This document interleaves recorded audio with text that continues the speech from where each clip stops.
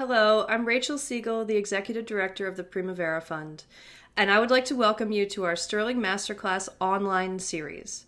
We've had to go online in response to the COVID-19 crisis, but we're very excited to be able to bring you this content in your homes every single week. So please check back for a new video on a new topic every Thursday at 4, and stay safe.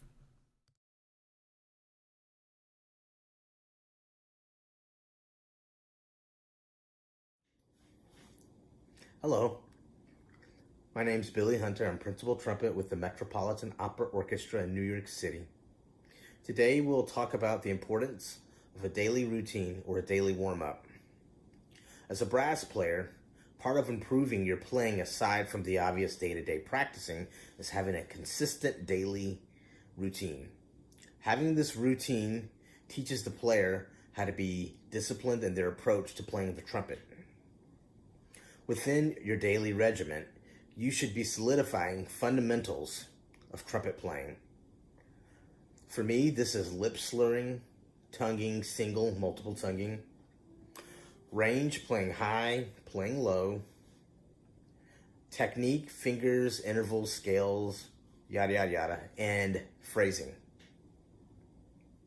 I like to begin my daily regiment with mouthpiece buzzing. By buzzing the mouthpiece, you're getting the blood to start flowing in the lips, as well as moving your air. I actually like to think of it as mouthpiece singing, as we always want to produce a beautiful singing sound on the instrument, and it starts with the mouthpiece. And we put the mouthpiece inside the instrument, and the instrument plays our voice, what we're singing in our head. Here's the exercise that I think will be useful. Keep in mind, when you play these exercises, always try to produce the best tone you can make.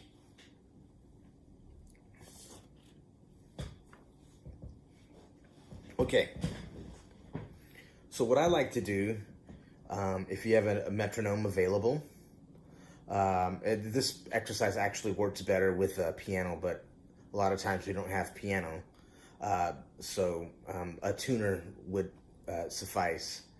And for me, in my case, we've done this so many times, I can really hear where the pitch is. So without further ado, we want to sing a concert B flat. Ah, concert B flat, which is a C on a B flat trumpet, obviously. Sing a concert B flat, moving to a concert A. Ah.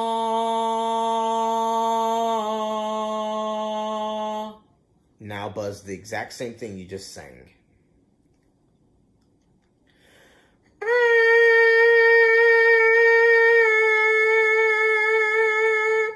Now buzz the next thing a half a step lower. Ba. So concert B flat, go into a concert A flat.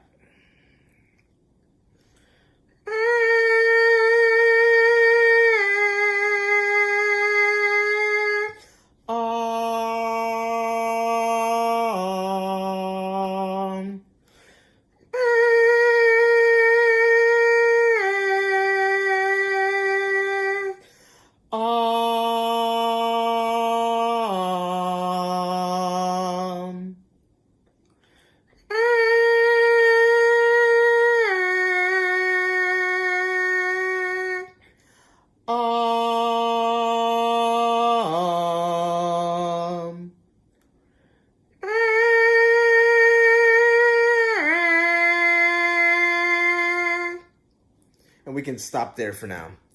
And once you get comfortable with this exercise, we do the buzzing without the singing. So something like this.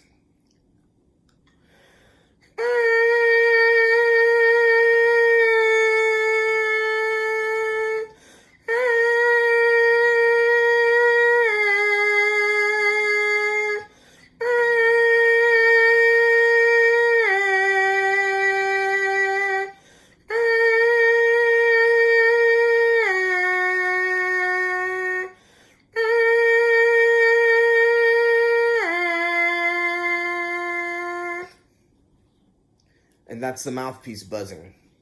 And from there, what I like to do is put the mouthpiece inside the instrument and play the exact same thing we just played.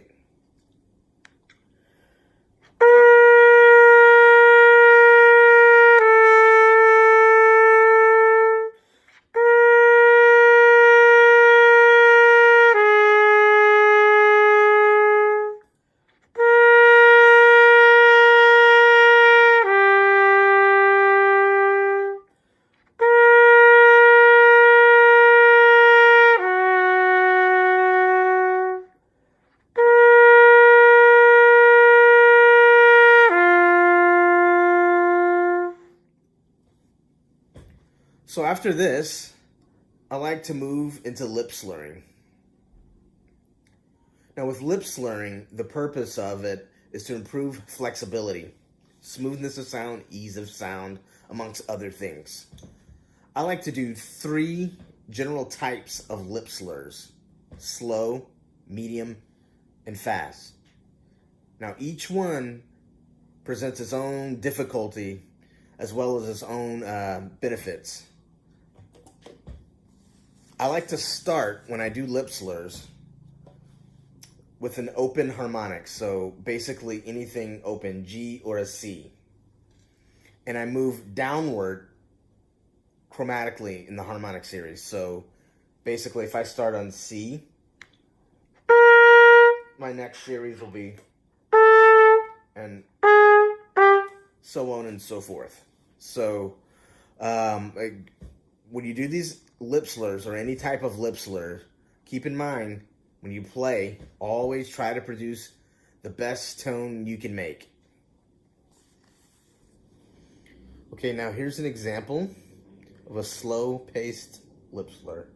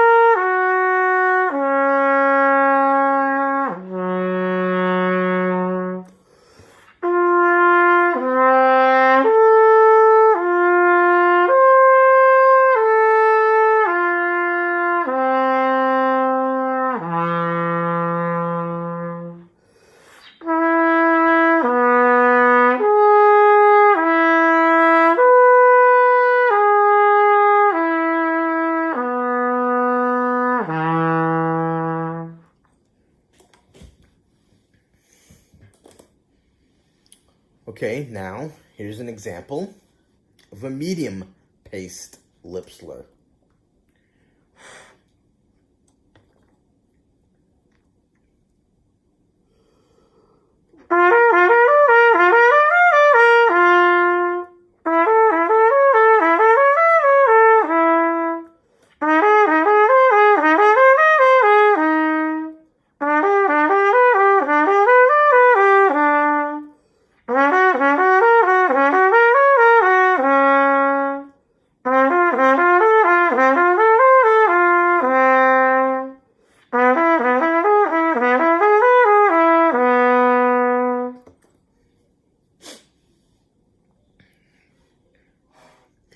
Now here's an example of a fast-paced lip slur.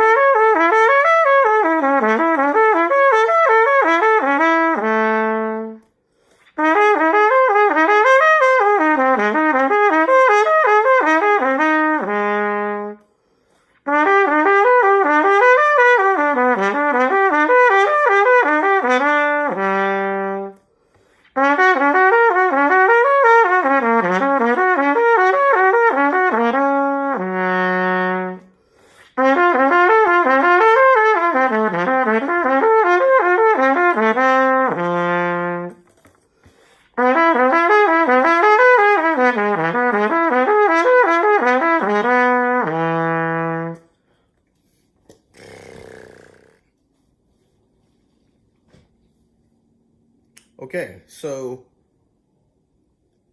usually after lip slurring, I like to move on to my single tongue or tonguing. For this, I try to maintain the same quality of sound I get when I'm playing lip slurs or long tones that I did previously in the routine. It's important to listen to the evenness of sound and that you try to get all the notes to sound consistent. So the same type of note for each articulation. I use the syllable T or two or any variation of that for the single tongue. The exercise I use to practice my single tongue is a version or variation that I kind of made up myself based on the Goldman first study. Here's my exercise for single tonguing. Now, once again, I like to use the same format. Like I'll start on a concert B flat, so a C on B flat trumpet, and I'll play the exercise, and I'll repeat the exercise a half a step lower, then a half a step lower, half step up. So I'll go down chromatically, all the way down to low C.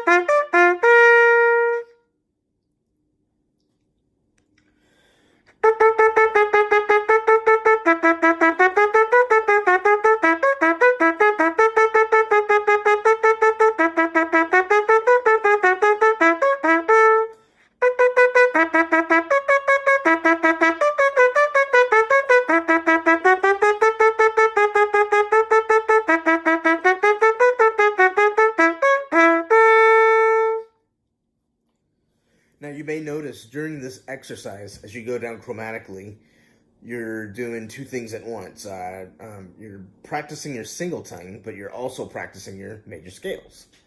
This is why I like this exercise so much. The other thing you can do is practice different types of front to the note, right? So that was a typical staccato tongue that I just did for those two samples. You can use this exercise to also play legato single tonguing.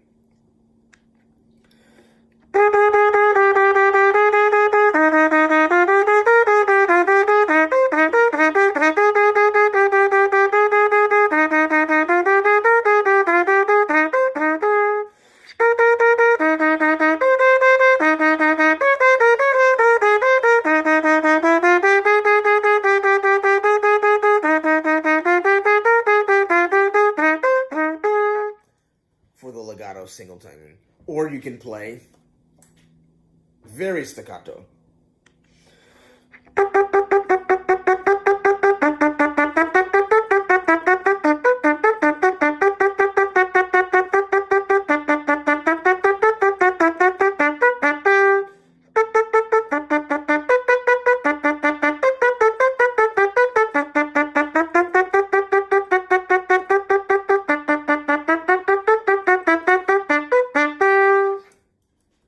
Once again, trying to keep every note the same, consistent with the other note.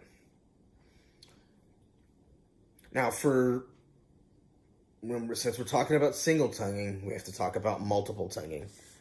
And so for multiple tonguing, as far as double tonguing is concerned, my teacher always told me the double tongue is a substitution for when the tempo is so fast that you cannot use the single tongue. Because of this, we have to get the double tongue to sound as close to the single tongue as we can. This is accomplished by practicing the K or the ku syllable of the double tongue.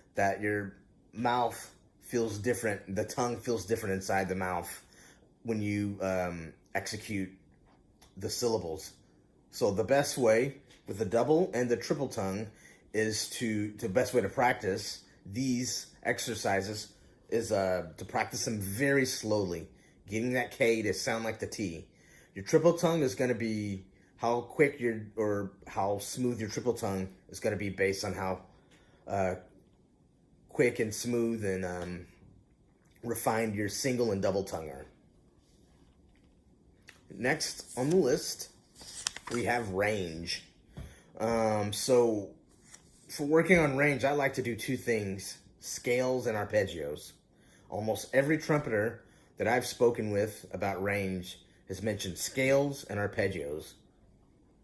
I believe it's a good way to play low and high, as well as working on your fingers and scale technique. Keep in mind when you do these exercises, you want to always play with a good sound, the best tone you can produce. So, a good book for studying range exercises, and they're kind of based out of the technique exercises, is the Herbert L. Clark book from the second study, which is this.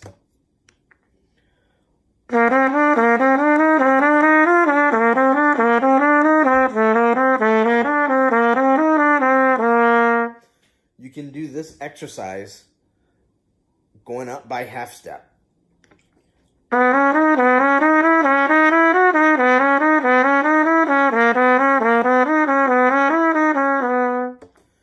All the way up into the upper register.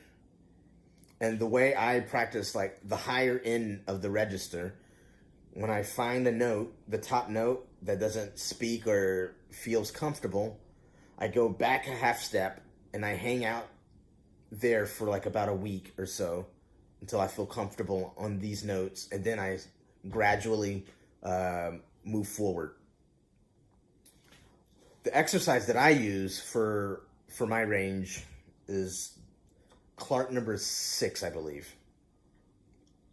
And I, depending on tempo, I take breaks in between the actual exercise that are not written.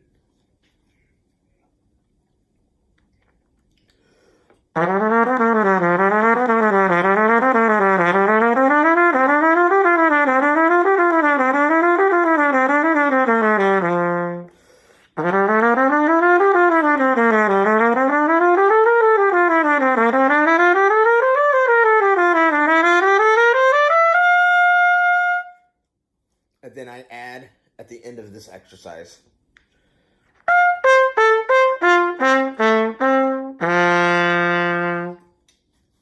An arpeggio. And I'll do these two octave exercises all the way up to, I don't know, let's say high F or something like that. And when I'm done with that, I practice my arpeggios. I try to do at least 2 octave arpeggios. I'll give you a quick sample of that.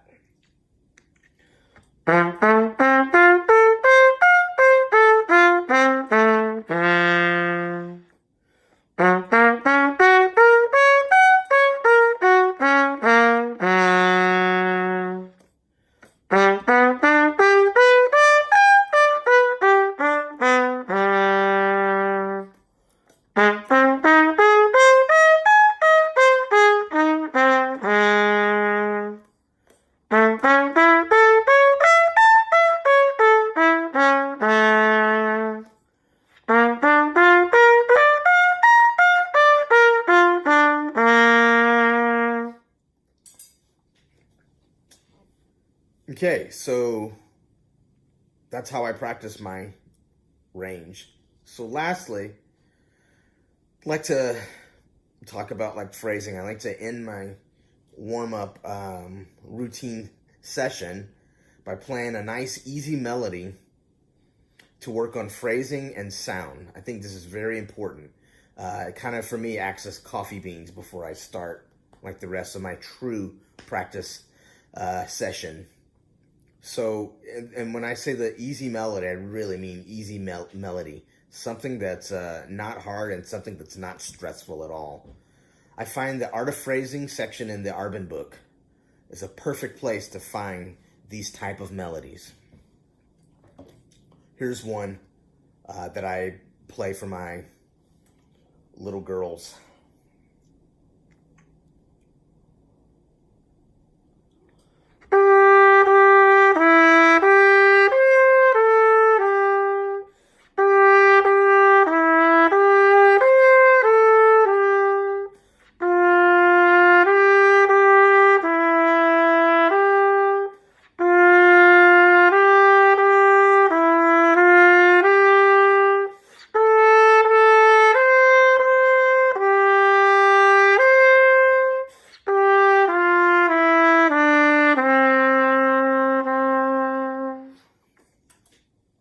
Something as simple as this.